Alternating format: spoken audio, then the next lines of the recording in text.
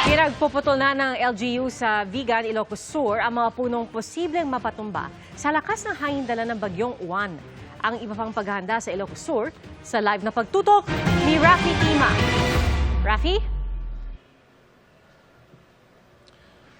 Maagang naghanda, Pia, itong ating mga kababayan dito sa Ilocos Sur sa pagdaan nga nitong si Bagyong Uwan. At bagamat exit point lang itong lugar na ito, ay posible pa rin itong makapaminsala. Baha ang kanilang inaabatan dito, base na rin sa mga nakaraang bagyo.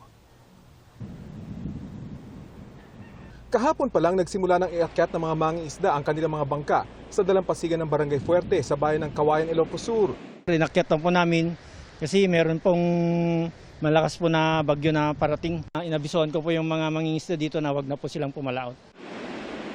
Nakaharap sa West Philippine Sea ang dalampasigan dito. Madalas daw talagang dito lumalabas ang mga bagyo, pero kahit dumaan na sa kalupaan, malalaki pa rin daw ang alon habang paalis ang bagyo. Sa mga kalye papasok sa siyudad ng Vigan, pinagpuputol na rin ng mga kawani ng lokal na pamahalaan ang mga punong posibleng mapatumba ng malakas na hangin. Ayon sa Ilocos Sur PDRRMO, malawakang pagbaha ang kanilang pinaghahandaan. We have 3 major rivers. Ang huling malakas na bagyong Egay noong 2023, pinabagsak ang lumang tulay na Old Quirino Bridge dahil bukod sa walang tigil na ulan, sumabay ang high tide na nagdulot ng pagbaha sa Vigan at mga kalapit na lugar.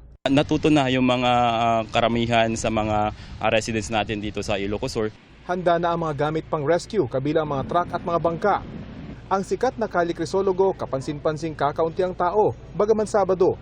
Ang pamilyang ito mula Pampanga, balak pa sana mag-extend ang bakasyon dito. Dapat ba mag-extend kayo? Kailan may bagyo?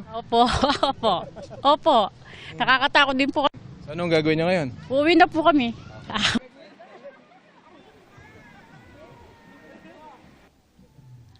Sa paglabas ng Bagyong Uwan, posible sa pagitan ng Ilocos Sur at La Union ay umaasa mga taga rito na sana ay huwag nang sumabay yung high tide dahil ito ang posibleng magdulot ng malawakang pagbaha. Yan ang latest mula dito sa Ilocos Sur. Pia? Maraming salamat, Rafi Tima.